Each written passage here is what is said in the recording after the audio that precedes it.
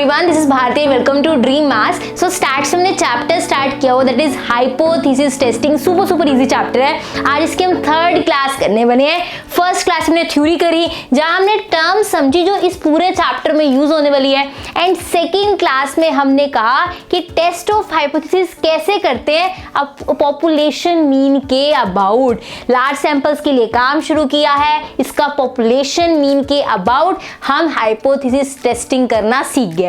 आज की क्लास में हम हाइपोथेसिस टेस्टिंग करेंगे किसके about, difference between two population mean. Difference के अबाउट कैसे हाइपोथेसिस टेस्टिंग करते हैं वो आज हम सीखेंगे। अब देखो, क्वेश्चन देख के आपको पेपर में क्लियरली पता लगेगा कि कहां से क्वेश्चन आया। स्टेटमेंट जैसे समझाऊंगे अच्छे से समझना, बहुत अच्छे से आप पेपर में क्वेश्चन अटेम्प्ट कर पाओगे। जिसने पहले वाले पार्ट्स नहीं देखे, प्लेलिस्ट का लिंक डिस्क्रिप्शन में है, वहां पे जाके आराम से चैप्टर अपना शुरू कर सकते हो। सीरियल ऑर्डर में सारे पार्ट्स देखो, बहुत अच्छे चैप्टर होगा। यही आज का टॉपिक है, hypothesis testing about difference between two population means. करें स्टार्ट फटाफट से। पहले फॉर्मूला हम समझ रहे होंगे, फिर क्वेश्चन करेंगे, बहुत इजीली हो जाएगा। नाउ फॉर्मूला की बात करते हैं। ये मैंने फॉर्मूला यहाँ पे लिखे जो हमने कल की क्लास में सीखे हैं, इसी से कनेक्ट करते हुए अगले फॉर्मूला सीखेंगे। ऐसे में बर्डन नहीं आएगा फॉर्मूला लर्न करने का, चीजें कनेक्ट में लर्न करते हैं तो अच्छे से लर्न रहती है। ये कल की क्लास के फॉर्मूला है, आज की क्लास के देखो। आपको पता है टेस्ट ऑफ सिग्निफिकेंस के क्वेश्चन में z निकालना होता है, ठीक है। कल हमने क्या किया था, यहाँ पे हमने किया था मीन, कौन से वाला, that is sample mean minus population mean, ये करा था।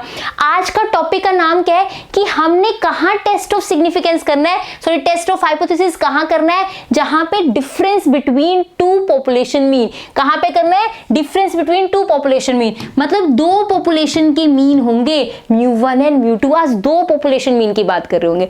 फॉर्मूला यही रहेगा, लेकिन अब पहले x बार माइनस म्यू था, आज दो म्यू होंगे, दो x बार होंगे। फॉर्मूला देखो क्या होगा, that is x1 bar minus x2 bar minus μ1 minus μ2 upon क्या आएगा, that is standard error x1 bar minus x2 bar. देखोगे सेम फॉर्मूला है, यहाँ पे एक x बार एक म्यू था, यहाँ पे दो दो है, x1 माइनस x2 μ1 माइनस μ2, उनके बीच में माइनस है। स्टैंडर्ड एरर सिर्फ x बार का था, यहाँ पे x बार माइनस x2 बार है। कनेक्ट करते चलो, फॉर्मूला सुपर इजी लगेंगे। अब ये स्टैंडर्ड एरर कैसे निकालेंगे, ध्यान से देखना। कल वाली क्लास में स्टैंडर्ड एरर का फॉर्मूला क्या था, देखो simple sigma square by n, s square by n. आज की क्लास में हमारे पास सिग्मा भी दो होंगे, एस भी दो होंगे, तो फॉर्मूला रहेगा sigma 1 square by n plus sigma 2 square by n. ऐसे हम स्टैंडर्ड एरर निकाल रहे होंगे।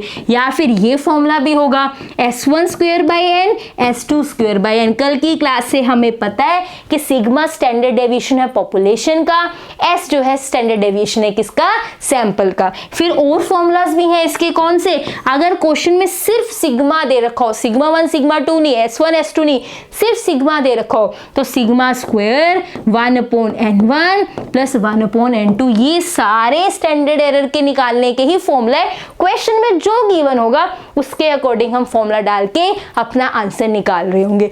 तीन फॉर्मूला ये है, एक और फॉर्मूला है, ये रब कर रही हूं, एक और फॉर्मूला है इसका, that is under root sigma 1 square, sigma 1 नहीं s1 है, sorry, s1 square upon n1 plus s2 square upon n2 minus 2 r s1 s2, नीचे आएगा n1 n2। s1 s2 को आप जानते हो, n1 n2 को जानते हो, सैंपल्स के नंबर है। r क्या है, दैट इज कोरिलेशन वाला r। जब डाटा कोरिलेटेड होता है, हमें r की वैल्यू भी क्वेश्चन में दी जाती है, उस केस में आप स्टैंडर्ड एरर इस फॉर्मूला से निकालोगे।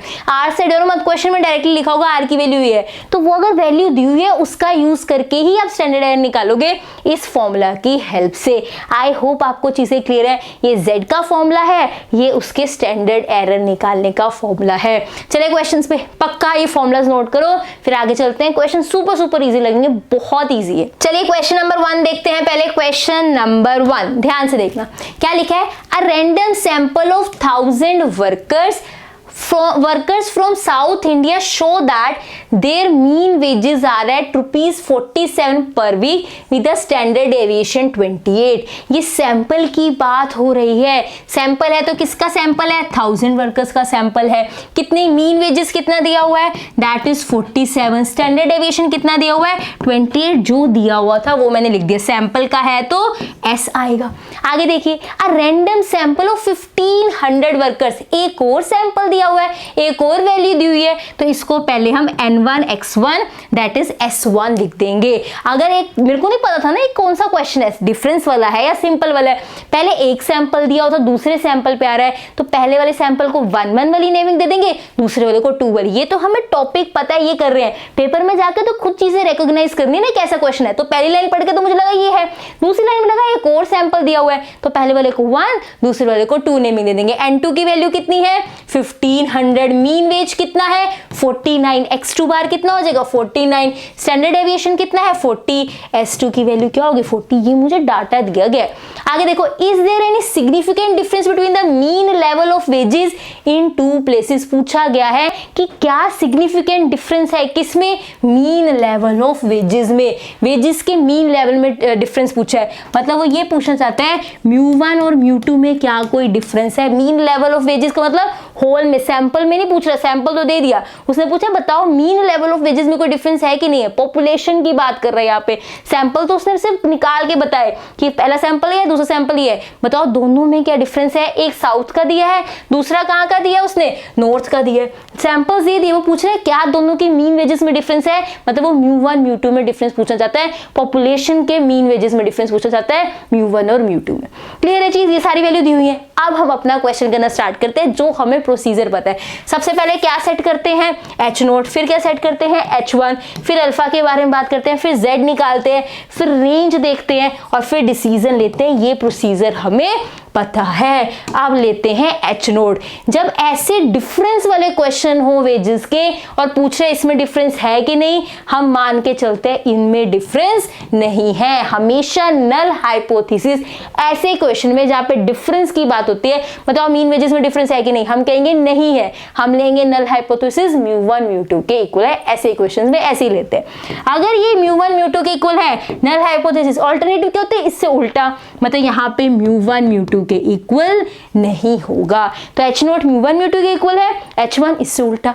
उसके बाद अल्फा चेक करना है। अल्फा दे रखा है हमें? हाँ जी, अल्फा नहीं दे रखा। जब अल्फा नहीं दिया होता 5% लेते हैं, मतलब 0.05। तो H0 H1 अल्फा आगे हम निकालेंगे Z। Z का फॉर्मूला क्या है ध्यान से देखना, x1 minus x2 minus μ1 minus μ2 upon standard error. इस फॉर्मूले के हम अकॉर्डिंग हम काम करेंगे।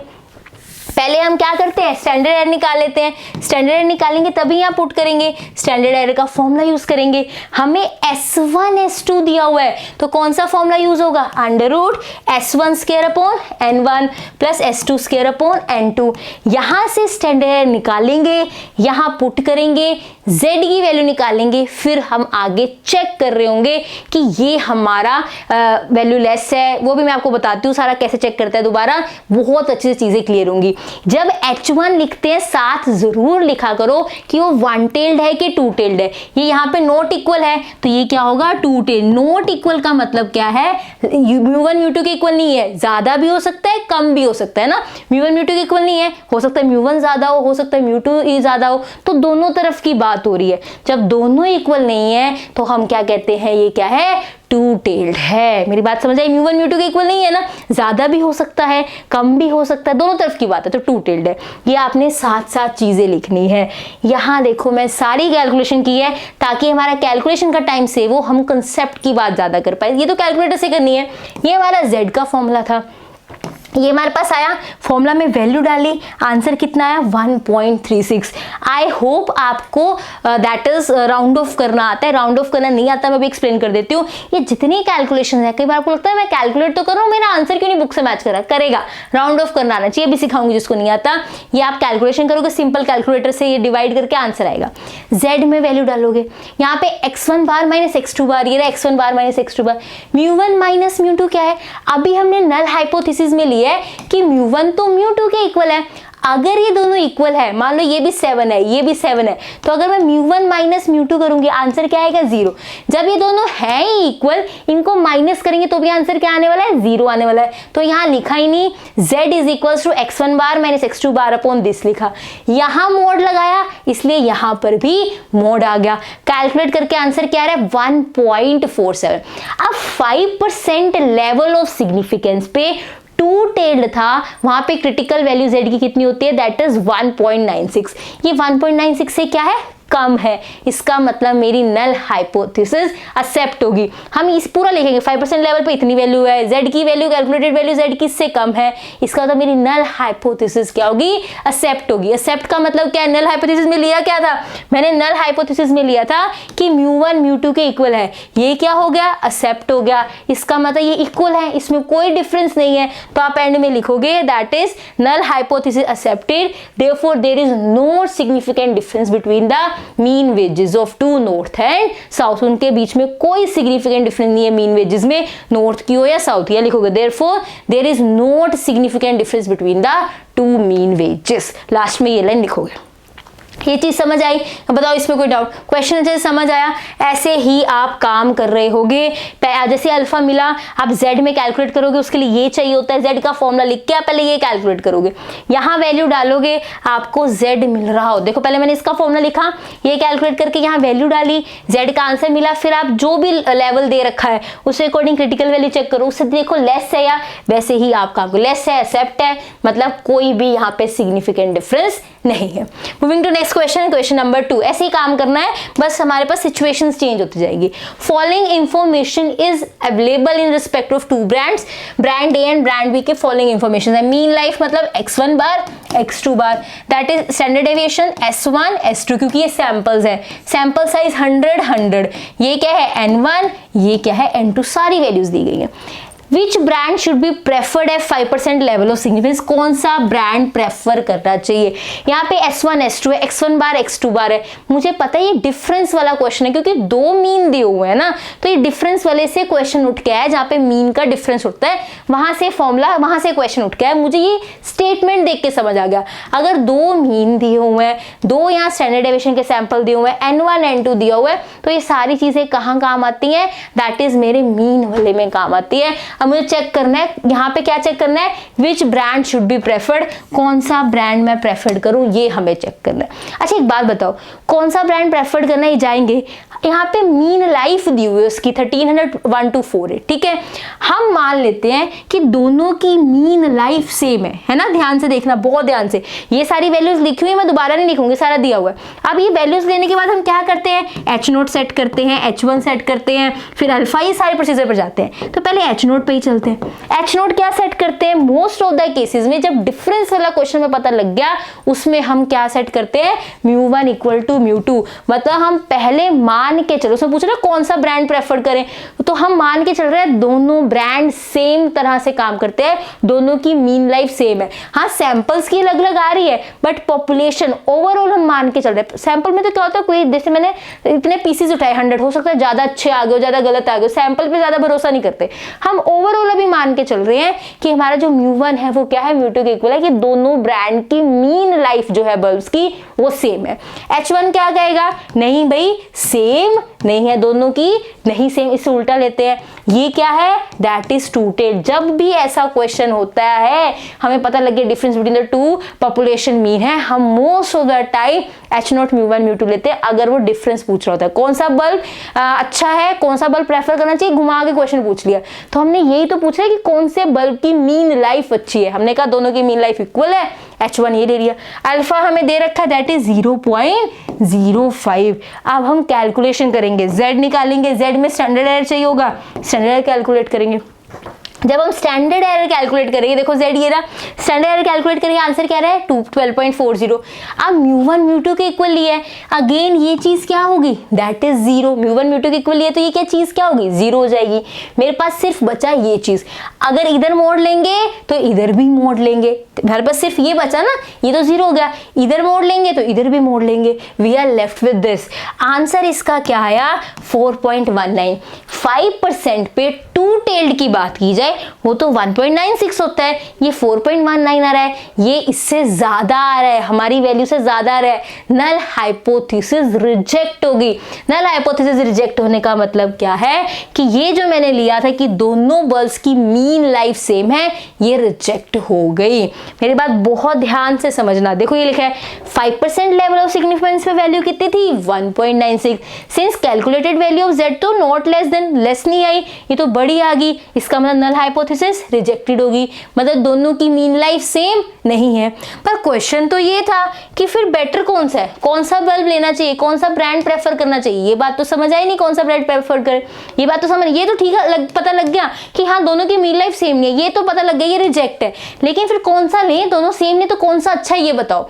जब ऐसे ही रिजेक्ट हो गया कि दोनों की मीन लाइफ सेम नहीं है, कौन सा अच्छा ये देखना है, फिर हम सैंपल में से देख लेते हैं। इसकी मीन लाइफ 1300, इसकी मीन लाइफ 1248, मीन लाइफ किसकी ज्यादा है, ब्रांड ए की, तो हम कहेंगे null hypothesis rejected, therefore brand A should be preferred. ये आपने लैंग्वेज लिखनी है। स्टार्टिंग में कहा दोनों की मीन लाइफ इक्वल है, ठीक है, लेके चले, रिजेक्ट हो गया, दोनों सेम नहीं है, कोई एक अच्छा एक अच्छा नहीं है। अब कौन सा अच्छा कौन सा अच्छा नहीं है, ये तो बात वहीं रहेगी ना, ये तो पता लगे ठीक है एक अच्छा एक नहीं है, कौन सा अच्छा ही कैसे पता लगे, तो आप यहाँ पे सैंपल देखते हो, सैंपल में इसकी मीन लाइफ ज्यादा तो आप लिखोगे null hypothesis rejected, therefore brand A should be preferred. आपने सिर्फ ये सिंगल लाइन एंड में लिखनी है, आपने देखना कहना है कि मैं सैंपल चेक कर रहा हूं, नहीं, ये हमारे बीच की बात है। हम कहेंगे null hypothesis rejected, therefore brand A should be preferred. Clear होगी चीज।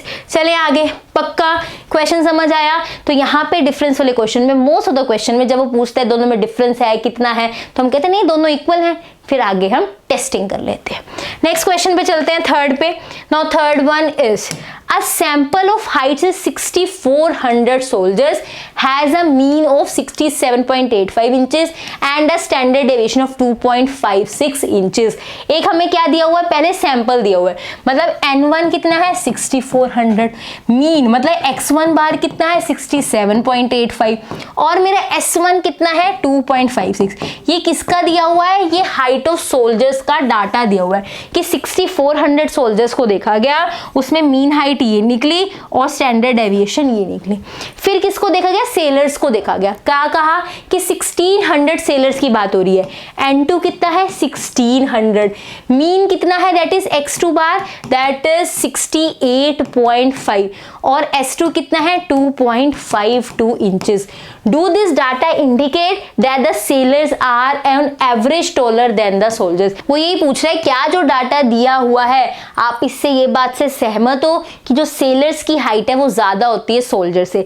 यहाँ पे देखो मीन हाइट 68.5 दिया हुआ है, यहाँ पे मीन हाइट 67.85 दिया हुआ है, तो वो ये कह रहा है ये उसकी सोल्जर्स की है सेलर की, तो कहते हैं इस डाटा को देख के, सिर्फ थोड़े से सैंपल से उठाए गए डाटा को देख के क्या आप कह सकते हो कि सेलर की हाइट ज्यादा होती है, क्योंकि यहाँ 68.5 है, वो ये टेस्ट करने को पूछ रहा है। वो सिर्फ सैंपल की कहते हैं, सैंपल को देख के आप कह सकते हो कि इसकी हाइट ज्यादा इसकी हाइट कम, नहीं भाई सैंपल को देख के नहीं कहेंगे, हम तो पूरा टेस्ट करने वाले हैं। हम क्या लेंगे h0, वो कह रहे किसकी हाइट ज्यादा है किसकी नहीं, हम कहेंगे दोनों की हाइट सेम मान के चलो। जब भी डिफरेंस ऑफ मीन की बात, वो मीन हाइट की बात कर रहा है ना, ओवरऑल बताओ, ये तो सैंपल की बात है कि तो ओवरऑल आपको लगता है कि सोल्जर्स की हाइट कम है सेलर से, कि सेलर ज्यादा लंबे होते हैं, वो ये पूछ रहा है, वो ओवरऑल बात कर रहा है, तो हम मान के चलते हैं नहीं दोनों की हाइट सेम है, लेट μ1 इज इक्वल्स टू μ2, ये नल हाइपोथेसिस हमने सेट की है। तो h1 क्या होगा कि μ1 μ2 के इक्वल नहीं है, नहीं भाई दोनों की हाइट सेम नहीं होती, एक की ज्यादा एक की कम हो सकती है।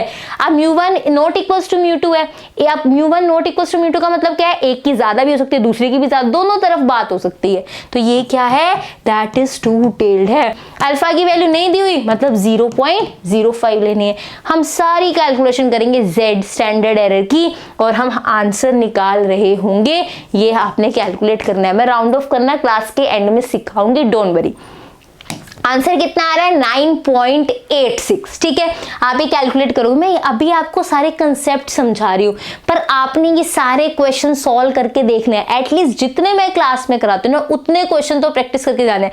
आपके पास बुक का करने का टाइम नहीं है, एक्स्ट्रा टाइम नहीं है, लेकिन ये वाले क्वेश्चन कैलकुलेटर से, आपको मैम कैलकुलेटर से तो करना है, क्या दिक्कत है? नहीं, कैलकुलेटर में इतने बड़े बड़े आंसर आ रहे हो तो उसको राउंड ऑफ करके कैसे लिखना है, ये भी एक आर्ट है। इससे भी क्वेश्चन पे फर्क पड़ता है, आंसर पे फर्क पड़ता है। इसलिए क्वेश्चन जितने क्लास में कराए हैं एटलीस्ट उतना तो प्रैक्टिस करके जाने हैं। यहाँ पे आपने निकाला स्टैंडर्ड एरर, यहाँ पे आ जाएगा Z। पोज करके चाहे पहले आंसर निकालो, लेकिन बिना आंसर निकाले नहीं जाना। राउंड ऑफ करना सिखाऊंगी, सो डोंट वरी। वो भी अगर आपको लगता है इतना बड़ा आंसर है तो उसको कैसे शॉर्ट में करके लिखना है, वो भी सारी चीजें बताऊंगी। लेकिन जब पहले एक बार कंसेप्ट समझ लो, सारे क्वेश्चन सॉल्व करके जरूर देखना। ये आ गया Z की वैल्यू 9.86। 5% लेवल पे टू टेल्ड की वैल्यू 1.96 होती है क्रिटिकल में, क्रिटिकल वैल्यू ऑफ Z। ये तो उससे ज्यादा आ रहा है, इसका मतलब मेरी नल हाइपोथेसिस क्या होगी? रिजेक्ट होगी। नल हाइपोथेसिस रिजेक्ट होने का मतलब जो हमने लिया था ये चीज, ये क्या होगी? रिजेक्ट होगी।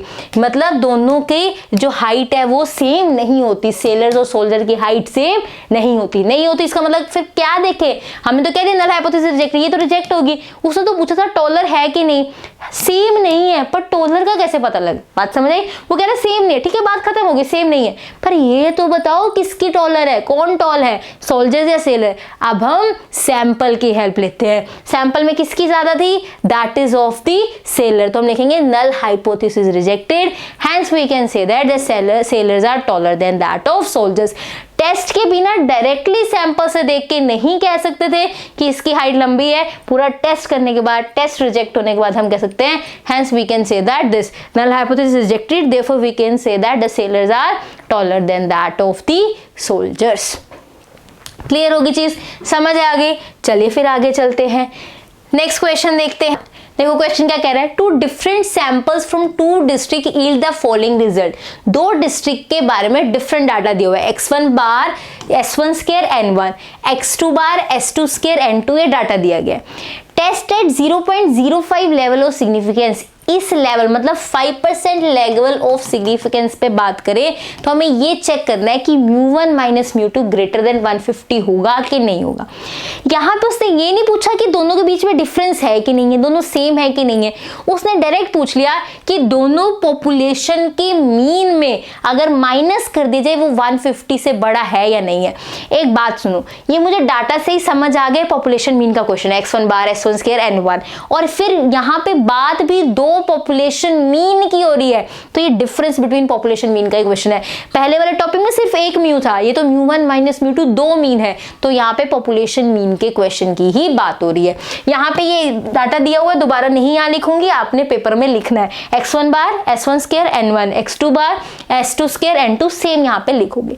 अब हमें ये प्रूफ करना है, मेरी बात ध्यान से समझना, हमें लेना है H0 नल हाइपोथेसिस, हमें लेनी है ऑल्टरनेटिव हाइपोथेसिस। नल हाइपोथेसिस पहले क्या ले लेते थे, μ1 इज इक्वल्स टू μ2। अब यहाँ पे हमने इक्वालिटी तो चेक नहीं करनी, हमें चेक करना है μ1 माइनस μ2 150 से बड़ा है कि नहीं। हम मान के चलेंगे कि μ1 माइनस μ2 150 के इक्वल है, और अल्टरनेटिव क्या लेंगे, इससे उल्टा कि μ1 माइनस μ2 150 से बड़ा है। इसका रीजन अभी समझाती हूँ, ध्यान समझना। मुझे ये चेक करना है, जो चेक करना हो तो उसी को नल हाइपोथेसिस लेते हैं ना, जो चीज हमें ज्यूम करके चलते हैं, जिसको चेक करना है वही हम नल हाइपोथेसिस लेके चलते हैं। लेकिन यहाँ पे मैंने क्यों नहीं लिया ग्रेटर देन 150, अभी रीजन बताती हूँ। मेरे फॉर्मूला में मैंने वैल्यू यूज करनी है μ1 माइनस μ2 की, यहाँ पे μ1 माइनस μ2 है, मैं अपने फॉर्मूला में इसकी वैल्यू यूज करना चाहती हूँ। इससे पहले मेरे पास कोई वैल्यू नहीं है, तो मैं नल हाइपोथेसिस में वही चीज उठाती हूँ जो मैं आगे वैल्यू यूज कर पाऊँ। इसलिए मैंने μ1 माइनस μ2 यहाँ पे 150 उठाया, ग्रेटर उठाती तो वो ग्रेटर करके पुट करना पड़ता, वो मैं चाहती नहीं हूँ, तो यहाँ पे मैंने इक्वल उठाया।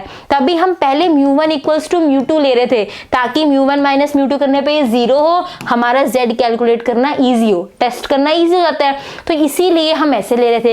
लेकिन यहाँ पे डिफरेंस नहीं, यहाँ पे ये चेक करने को बोल रहा है, तो मैंने यहाँ पे वैल्यू 150 ली ताकि फॉर्मूला में पुट कर पाऊँ, और जो मेरे को चाहिए प्रूफ करना वो मैंने यहाँ पे ले लिया। ये नहीं मैंने, देखो मैं ऑल्टरनेटिव ये भी ले सकती थी कि μ1 माइनस μ2 150 के इक्वल नहीं है, मैंने ये नहीं लिया। मैंने क्या लिया, इससे उल्टा लेना ना, तो मैंने उल्टा ये ले लिया 150 के इक्वल है। मैंने कहा नहीं 150 से बड़ा है, बात तो इससे उल्टी की ना मैंने, ये कह रहा है 150, है, मैं कहूँगी 150 नहीं है, 150 से बड़ा है। मैं लिख सकती थी 150 से छोटा है, पर मैंने नहीं लिखा। क्यों? मेरे को रिक्वायरमेंट इसकी है, तो थोड़ी सी बायस्ड होगी यहाँ पे। जो रिक्वायरमेंट है मैंने वो लिख दिया। बायस्ड ऐसी नहीं हुई कि मैं फॉर्मुलास के अगेंस्ट चली गई, पर ये हुआ कि मैंने ग्रेटर लिया ताकि मैं प्रूफ वाली चीज कर पाऊँ। अब ये यहाँ पे क्या है? वन टेल्ड है, क्योंकि ये कह रहे हैं 150 से बड़ा है, मतलब एक तरफ जाएगा। यहाँ पे मेरा H1 क्या है? One tailed. ये बात समझ आई कि नहीं आई? बताओ, समझ आई? पक्का?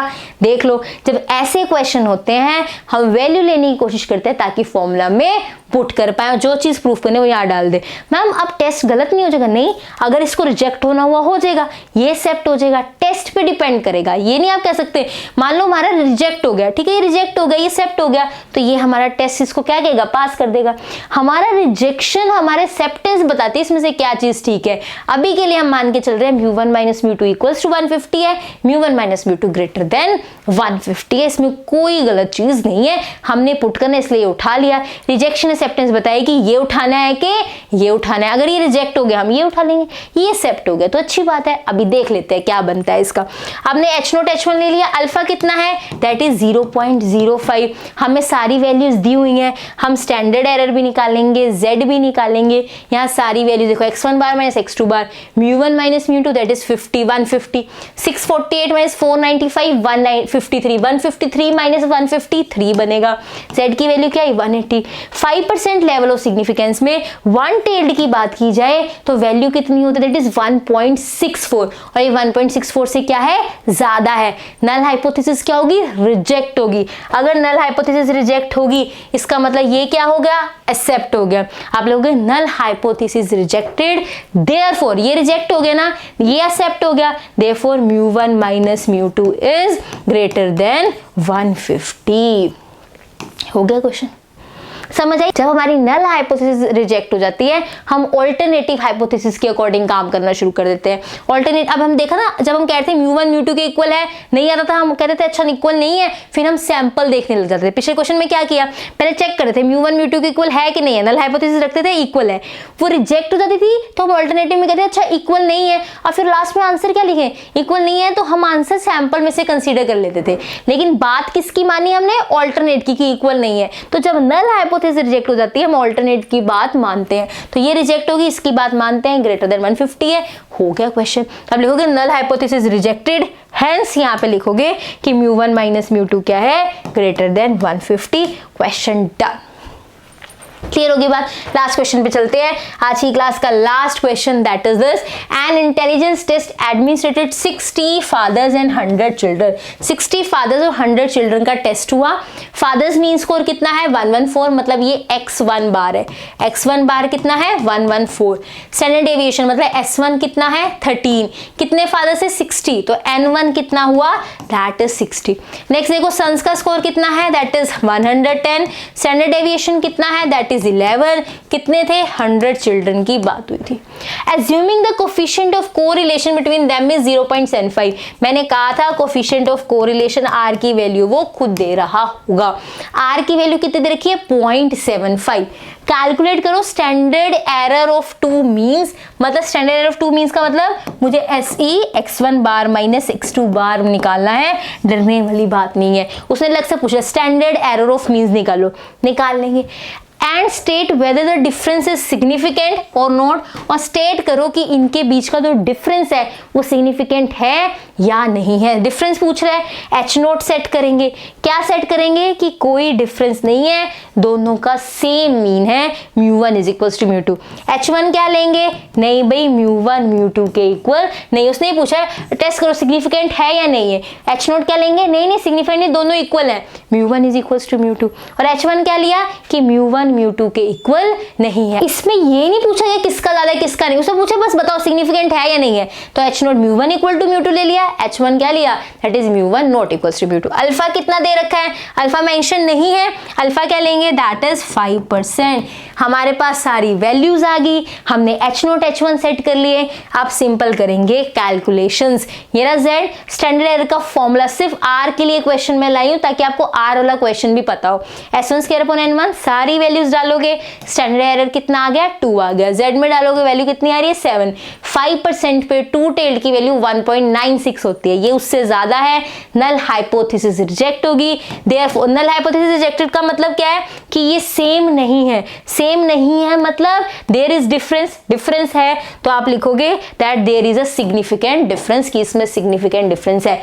नल हाइपोथेसिस रिजेक्ट होगी, वो सेम हो ही नहीं सकती, मतलब उनके बीच में डिफरेंस है, तो आप लिखोगे therefore there is a significant difference. इसी के साथ क्वेश्चंस कंप्लीट हो गए। अब मैं आपको बता रही हूं, ये क्या मैंने ये पीछे वाला कर दिया, सॉरी पीछे वाला होगा ना, ये आर वाला तो ये था, सॉरी यहाँ पे ये लिखा देखो 7 आया था, 1.96 है, उससे ज्यादा है तो ये रिजेक्ट होगी। ठीक है, एक्सप्लेनेशन वही है कि यहाँ पे रिजेक्ट होगी, अब U1 U2 अब सेम नहीं है, there is a significant difference, वो आप यहाँ लिख रहे होंगे। अब मैंने आपके साथ मोस्ट इंपॉर्टेंट चीज डिस्कस करनी है, दैट इज कि आपको राउंड ऑफ करना आना चाहिए। कैलकुलेटर पे जब बड़े बड़े आंसर आते हैं, नोटबुक अपने पास कैसे लिखना है पेपर पे, वो चीज समझो। मान लो आपके पास कैलकुलेटर पे ऐसा आंसर आ रहा है 1.23578, मैं एग्जाम्पल बता रही हूँ, 1.23372 और 1.2055678। देखो ध्यान से, ये मैंने एग्जांपल लिखे हैं, बहुत ध्यान से समझना। ये मेरे पास आया कैलकुलेटर पे, मुझे राउंड ऑफ करना है 2 डिजिट तक, मुझे मतलब पॉइंट के बाद 2 डिजिट ही चाहिए, तो राउंड ऑफ कैसे करना है ध्यान से समझना। 3 डिजिट भी चाहिए होंगे, सेम प्रोसीजर रहता है। मान लो मुझे 2 डिजिट तक चाहिए, ठीक है, आप नेक्स्ट वाला देखो, क्या वो 5 या 5 से बड़ा है? हाँ जी, ये 5 से बड़ा है, तो इसमें 1 डिजिट बढ़ा दो, 1 + 0.24 मैं अपनी नोटबुक पे लिखूंगी। अगर ये मेरे पास कैलकुलेटर पे आ रहा है 1.235728, तो मान लो मुझे 2 डिजिट तक चाहिए, आप जो 2 डिजिट तक चाहिए ना, उसे नेक्स्ट वाला चेक करो, 5 है, 5 या 5 से बड़ा है, तो इसमें 1 बढ़ा दो, तो 1.24 लिखूंगी। ये बात समझ आई? मान लो इसमें मुझे 2 डिजिट तक चाहिए, मतलब मुझे कहां तक चाहिए? यहां तक। नेक्स्ट वाला चेक करो, 5 या 5 से बड़ा है? नहीं है, तो आप बस सेम ऐसे ही लिख दोगे। 2 डिजिट तक चाहिए था, नेक्स्ट 5 या 5 से बड़ा है, 1 से बढ़ा दो, 4 हो गया। 2 डिजिट तक चाहिए था, नेक्स्ट 5 या 5 से बड़ा नहीं है, ये सेम आप नोट कर लोगे। अब इसमें देखो ध्यान से, ये 2 चीजें क्लियर है? पहले बताओ पक्का? ऐसे 3 डिजिट तक लिखना हो तो भी सेम प्रोसीजर है। देखो आपने 3 डिजिट तक लिखना है, आप नेक्स्ट वाला चेक करो। 3 डिजिट तक चाहिए ना, आप नेक्स्ट वाला चेक करो। जितने डिजिट तक चाहिए तो उससे नेक्स्ट वाला चेक करता है। 3 डिजिट तक अगर आप आंसर लिखना चाह रहे हो तो उसका नेक्स्ट वाला चेक करो। ये 5 या 5 से बड़ा है, यस, तो इसमें 1 बढ़ा दो। इसका आंसर 3 डिजिट में लिखो तो 1.236 आएगा। जितने डिजिट तक चाहिए उसका अगला वाला चेक करो, अगर वो 5 या 5 से बड़ा है तो लास्ट वाले में 1 बढ़ा दो, वो आपका राउंड ऑफ होता है। इसमें 3 डिजिट तक चाहिए तो मान लो यहां तक चाहिए मुझे, अगला क्या है 7, 5 या 5 से बड़ा है, 1 बढ़ा दो, 1.234। अगर इसका 3 डिजिट चाहिए, ये बनेगा। यहाँ 3 डिजिट तक चाहिए ना, ये अगला देखो 5 से बड़ा है तो इसमें 1 बढ़ा दो, 1.234 हो जाएगा। अब इसमें आ जाओ, ध्यान से देखना। मान लो मुझे इसमें 2 डिजिट तक चाहिए, कितने चाहिए? 2 डिजिट तक। ये था 2 डिजिट तक, ठीक है। अगला चेक करो, 5 या 5 से बड़ा है, बिल्कुल 5 है यहाँ पे, तो इसमें 1 क्या होगा? बढ़ेगा। इसमें 1 बढ़ाएंगे, क्या हो जाएगा? 1.21। ये 5 या 5 से बड़ा है ना अगला, तो इसमें 1 बढ़ जाएगा। ये 0 में 1 बढ़ाएंगे, क्या हो जाएगा? 1.21। बताओ कोई दिक्कत है तो? चलें आगे। अब एक और समझा रही हूँ बस लास्ट, फिर इसको लिखे रहने देते ताकि आप कंपेयर कर पाओ। एक और लास्ट समझते हैं, बस खत्म, फिर आज की क्लास कंप्लीट हो जाएगी। देखो एक और राउंड ऑफ 1.2938 क्या है? 1.29, एक सेकेंड रब कर देते हैं, 1.29 दैट इज 38। इसका हमने राउंड ऑफ करना है। कैसे करेंगे? मान लो मुझे 2 डिजिट तक करना है। कितने डिजिट तक करना है? 2 डिजिट तक, ठीक है। मैं क्या करूंगी, नेक्स्ट वाला ये 1.2958 लो एग्जांपल, ठीक है, 2 डिजिट तक करना है। मैं नेक्स्ट चेक करूंगी, क्या 5 या 5 से बड़ा है? बिल्कुल बड़ा है, तो मुझे इसमें 1 बढ़ाना पड़ेगा। बहुत ध्यान समझना, इसमें क्या है? 2 डिजिट तक चाहिए। नेक्स्ट चेक करो, 5 या 5 से बड़ा है, 1 बढ़ता है, तो इसमें 1 बढ़ाना पड़ेगा। 9 में 1 प्लस करेंगे वो तो 10 होता है, तो यहाँ पे 10 तो मैं नहीं लिख पाऊंगी। ये बात समझ रहे हो? यहाँ पे 10 तो मैं नहीं लिख पाऊंगी। 9 का 10 कैसे लिखूं? ऐसे नहीं लिख सकते। तो हम क्या करेंगे, एक मिनी इस पूरे में 1 बढ़ा देंगे 1.30 बन जाएगा।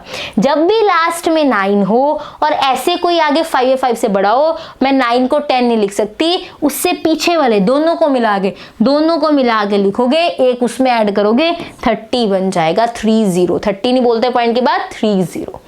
आई एम रिपीटिंग, फिर से बता रही हूं, पॉइंट यहाँ पे 2 चाहिए थे डिजिट, तीसरा वाला देखते हैं, चेक करते हैं। 5 या 5 से बड़ा है, अगर बड़ा हो तो यहाँ पे 1 इंक्रीज होता है। 9 में 1 नहीं बढ़ा सकते, 10 नहीं लिख सकते, तो उससे थोड़ा पीछे आओ, इन 2 में 1 बढ़ा देंगे, दैट इज 30, 1.30 इसका राउंड ऑफ है। आई होप आपको चीजें अच्छे से क्लियर हुई हैं। अब इसी के साथ ये टॉपिक कंप्लीट हो गया। राउंड ऑफ इसलिए सिखाया है ताकि आपको कैलकुलेशन में दिक्कत ना आए, आने वाले क्लासेस में भी आप कैलकुलेशन इजिली कर पाओ।